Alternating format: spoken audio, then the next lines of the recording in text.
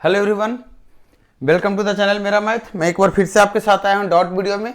आज का जो डॉट वीडियो है ये हमारा 110 है,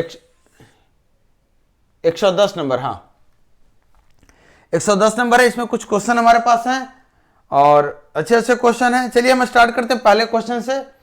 देखिए पहला क्वेश्चन स्क्रीन पे क्या बोल रहा है, आपको बोल रहा है एक लड़का है जो आंसर लेकर आता है। वो आंसर क्या है? Boy found the answer for the question. Question उसके सामने क्या था? Subtract the sum of 1/4, subtract the sum of 1/4 and 1/5 from unity and express the answer in decimal. Express the answer in decimal. आपको बोल रहा है कि इन दोनों का जो सम है, इसको यूनिटी, यूनिटी मतलब क्या होता है? एक से सब्ट्रैक्ट करना है और आपको बताना है कि एरर उसने क्या लेकर आया है। क्योंकि हुआ क्या है कि वो बंदा जो बच्चा जो बनाया है उसके पास जो आंसर आया है वो 0.45 आया है। तो आपको बताना एरर क्या आएगा।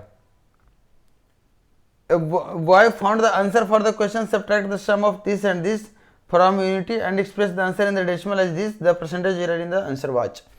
तो आप मुझे बताइए, अगर इसको आप ऐड करेंगे तो कितना आ जाएगा? 9/20। और इसको यूनिटी में माइनस कीजिए। यूनिटी मतलब होता है एक में माइनस कीजिए, आपका कितना आ गया? 11/20।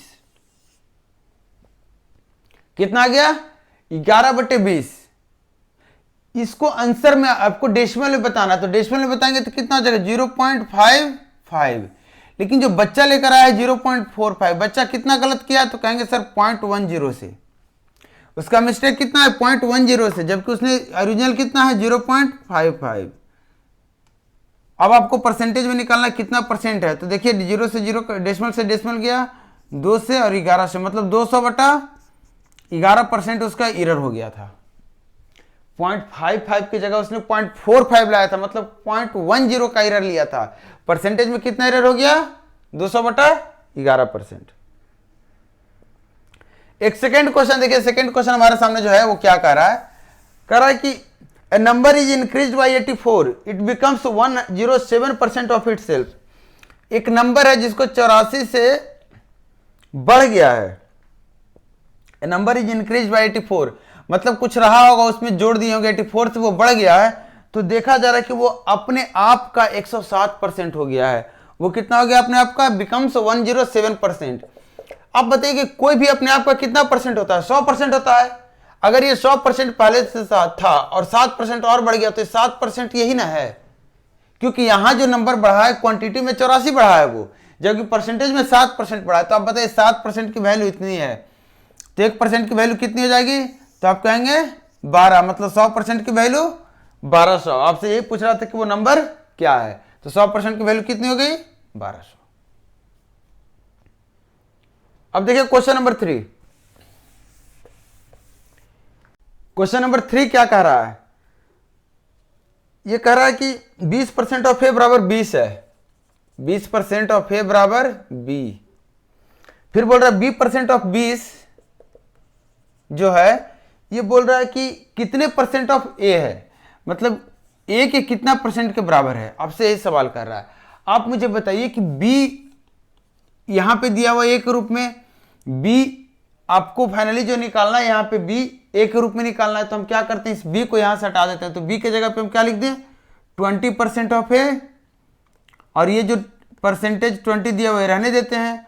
आप इसको देखिए 20 1 गुना 20, इस परसेंटेज को हमने यहां लिख दिया। 1% की जगह में हमने नीचे 2 शून्य लगा के इसको काट दिया। मतलब क्या आ गया? 4% ऑफ ए। आपसे यही पूछ रहा था ए के कितने परसेंट के बराबर है, तो कितना परसेंट निकल कर आ गया? 4%। क्लियर? आप इसको चाहें तो बिना कलम के बना सकते हैं, इसके लिए आपको इतना नहीं करना था। देखिए क्वेश्चन नंबर 4, सिमिलर क्वेश्चन एकदम। बोल रहा है 5% ऑफ ए बराबर बी, और बोल रहा है B% of 20 is same as.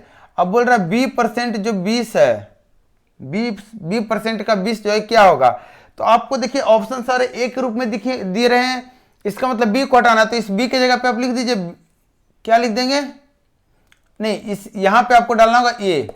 तो क्या हो गया? 5% ए परसेंट 20। अब देखिए 20 गुने 20 5 कितना होता है? 100। 100 से परसेंटेज ये गया, कैंसिल आउट हो गया। आपको ऑप्शन क्या चीज में दिया हुआ है? 5% ए बराबर B, B% of B C same as.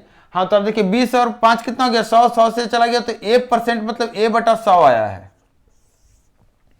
A बटा 100 आया है। अब परसेंटेज में भी रहने देंगे तो A% आया है। अब देखिए किस क्वेश्चन में, जैसे देखिए ऑप्शन पहला देखिए 20% ऑफ A बटा 2, तो यहां जो 20% A बटा 2, हमें तो इतना ही चाहिए।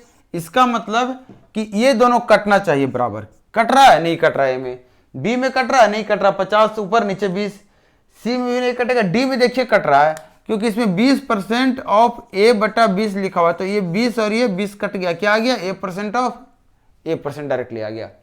क्लियर? एक क्वेश्चन और हमारे पास है, आखिरी क्वेश्चन है। इस क्वेश्चन को देखिए, अच्छा सा क्वेश्चन है। इस क्वेश्चन में क्या कह रहा है? बोल रहा है कि ये शॉपकीपर है, एक शर्ट खरीदता 10% डिस्काउंट पे MRP के। मतलब कहीं भी दुकान में गया होगा, उसने MRP देखा, उस पर 10% डिस्काउंट मिल गया और ये खरीद कर लेके चला आया। देखिएगा, शॉपकीपर की बात कर रहा हूं, एक दुकानदार है जो खरीदा है। तो दुकानदार किसी और दुकान से खरीदा होगा, तो ये पहला दुकान है जहां से, या होलसेलर है जहां से खरीदा है। ये दुकानदार है जो खरीद कर लाया है। ये क्या करता है? He marketed it 230 more than the cost price. ये जब खरीद कर लाया तो 230 रुपया बढ़ाकर दाम लिख दिया है। जितना में खरीदा होगा उसमें से 230 रुपया बढ़ाकर लिख दिया है। अब बोल रहा है कि 5% का डिस्काउंट दे रहा है। ये 5% का डिस्काउंट दे रहा है।